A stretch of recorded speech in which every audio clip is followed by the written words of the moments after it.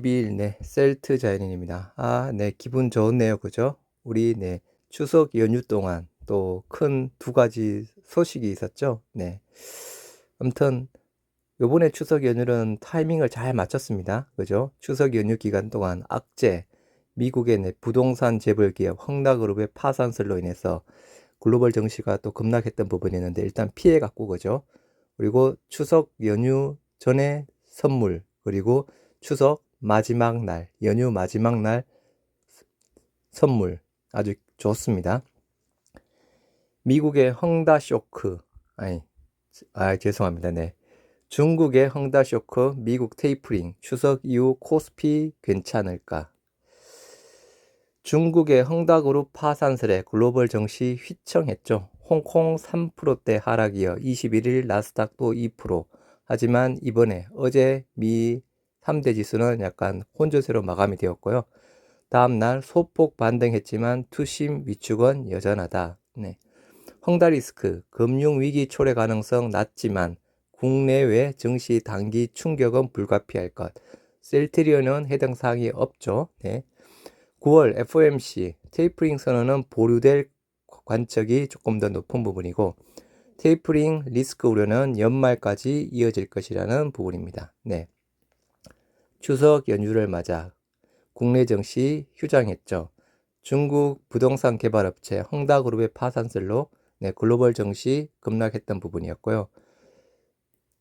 또 22일 종료되는 미국 연방준비제도의 9월 연방공개시장위원회에 관해서는 당초 금융시장의 우려처럼 테이퍼링 선언은 없을 것이라는 관측이 높아졌지만 연내 테이퍼링 신호는 유지되고 있는 만큼 안도 랠리 등이 벌어질 가능성은 낮다는 부분입니다. 그래서 지금은 이제 공식 연내 테이퍼링에 대한 부분이 9월 달이 아니고 11월 달 부분으로 높다는 이야기가 나오고 있습니다. 또한 글로벌 증시의 위축은 중국 내 2위 부동산 개발업체 헝다의 파산설에 영향을 받았다는 분석이다. 그래서 말 그대로 영향 엄청 받았죠. 부채 무려 355조, 그죠? 어마어마한 부채를 가지고 있는 그룹이었죠. 그래서 말 그대로 파산설.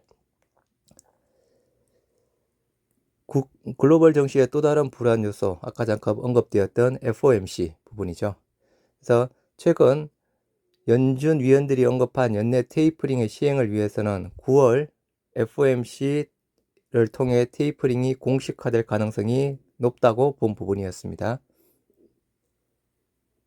하지만 9월보다는 11월 공식화 가능성이 높아진 분위기입니다. 그래서 두 가지 큰 이슈, 헝다그룹과 우리 테이퍼링. 그리고 제가 한 몇 주 전에 다시 한번 방송을 들었던 부분인데요. SK바이오사이언스 내일 보호 예수 물량 395만 주 풀립니다. 대략 이게 한 1조 원대로 제가 알고 있습니다. 저것까지 그리고 또 약간 대주주에 대한 지분 매각 이슈 부분도 있는 부분이고요. 의무 보유기간 18일 종료됩니다. 추석 연휴 지난 23일부터 거래가 가능하고요. SK바이오사이언스의 보호 예수 물량이 23일 풀립니다. SK바이오사이언스는 6개월 동안 묶였던 394만 주의 보호 예수가 9월 18일 풀렸다. 추석 연휴 이후부터 실제 매매가 가능한 부분이고요. 말 그대로 SK바이오사이언스 실제적으로 보호 예수 물량이 풀리면 주가 하락 가능성이 더 높은 부분입니다. 이번 보호 물량은 전체 상장 주식수의 5.16%를 차지한다. 그리고 여기에 보호 예수 물량에다가 또 아까 말씀드린 SK케미칼, 아울러 SK바이오사이언스의 최대 주주인 SK케미칼에 대한 SK바이오사이언스 지분 매각 압박도 주가 향배에 중요한 요소로 작용할 전망이다. 최근 싱가포르 헤지펀드인 메트리카 파트너스는 SK케미칼의 SK바이오사이언스 경영권과 지배력 유지를 위한 지분 50.1%를 제외하고 그 이상인 18.3%를 매각해 주주들에게 특별 배당하라고 요구하는 내용의 주주 제안서를 발송했다. 두 가지 이슈 부분이죠. 보호 예수 물량 풀리는 부분, 그리고 대주주 지분 매각해서 특별 배당을 해라. 그런 또 이슈 부분이죠.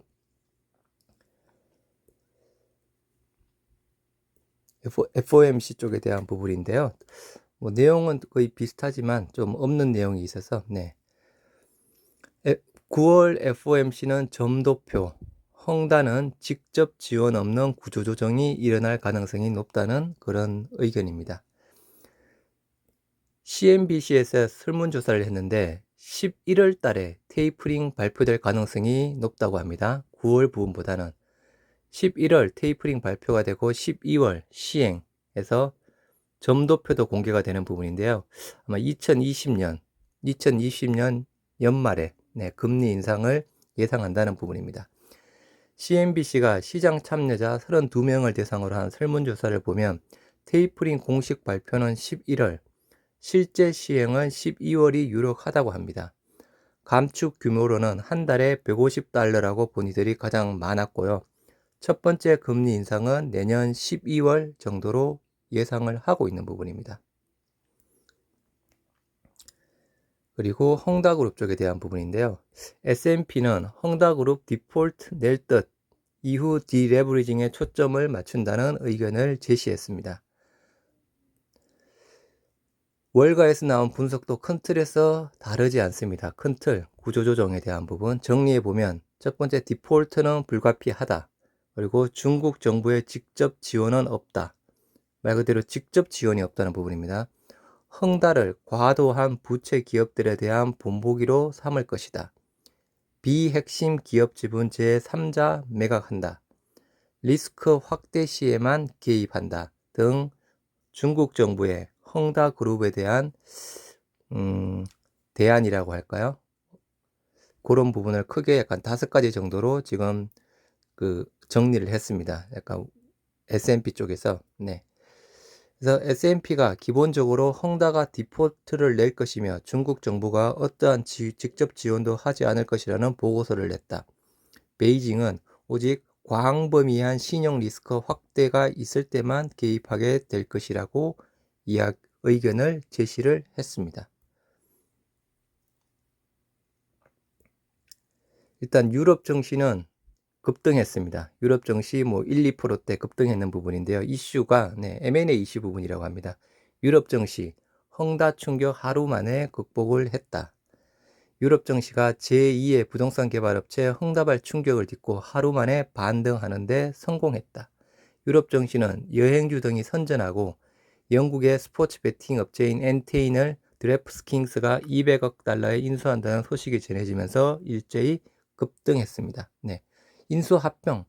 인수합병건으로 유럽 증시 인수합병 호재건으로 급등했습니다. 그래서 독일이 2.3%, 영국이 0.86, 그리고 프랑스 1.77 해서 전날에는 급락했던 부분이었죠. 이거는 전날입니다. 하지만 독일 1.34, 이때는 헝다그룹이었고, 영국 1.12, 그리고 프랑스 1.50, 범유럽 지수인 스톡스도 1%대 각각 급등 마감했습니다. 하루 전에는 헝다그룹 이슈로 급락을 했고, 또 이제 바로 약간 전일에는, 바로 어제에는 M&A 이슈 부분으로 급등을 한 부분입니다. 우리 추석 연휴에 두 가지 선물 다시 한번 보시도록 하겠습니다. 어떤 선물이었는지. 일단은 추석 연휴가 시작하기 전에 9월 17일 날 추석 선물이었죠. 식약처에서 셀트리온 레키로나 식약처 정식 품목 허가 획득했다는 부분을 장후에 공시를 했죠. 그래서 우리 셀트리온 삼형제 시간 외상으로 많이 한 4에서 5% 정도 급등 마감이 되었습니다. 요약본만 보시도록 하겠습니다. 국내 코로나19 항체 치료제로 최초 정식 품목 허가 획득, 투약 가능 대상이 확대가 되었고요. 50세 초과로, 그죠?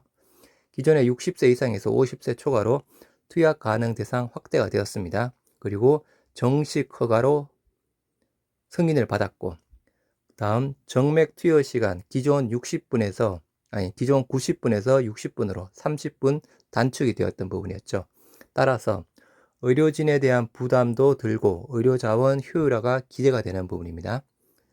다음, 국내 정식 품목 허가 이어 글로벌 허가 절차에도 최선을 다할 것.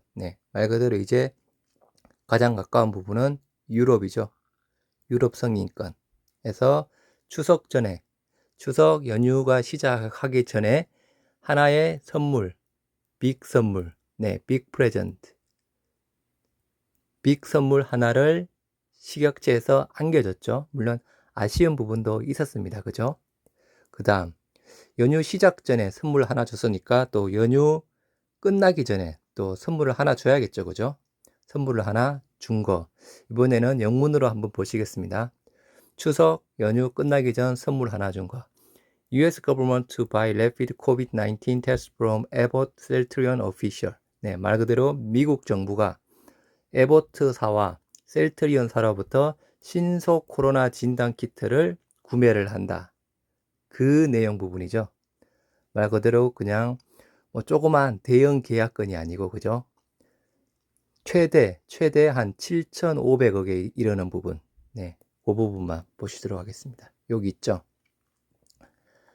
The federal government will purchase. 구입할 것이다. 테스트기를 구입할 것이다. 필요에 따라 테스트를 구매할 것이다. Agree to spend $626 billion. 최대, 이거 하나 기준으로 최대 7,500억 규모의 신속 진단 키트를 구매를 할 것이다. 셀트리온 그리고 에보트사는 554백만 달러, 그죠? 해서 구매를 할 것이다. 그래서 셀트리온과 에보트가 언급이 되었죠. 그래서 아까 방송에서 말씀드렸던 말 그대로 전체가 대략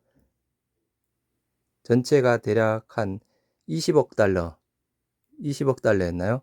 20억 달러를 이제 구매를 하는데, 이 중에서 우리 셀트리온 이 626억 달러, 에보트가 400만 달러 해서 대략 11억 달러 정도가 되는 부분이겠죠. 나머지 부분에서 이 두 가지 쪽에 대한 부분, 아주 추석 전 식약처의 선물, 그리고 추석 연휴 마지막 날 미국의 선물, 두 가지 선물을 줬습니다. 그죠?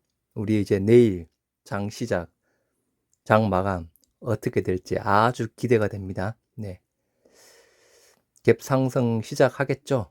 해서 얼마로 마감이 될지 한번 보시도록 하시죠. 감사합니다.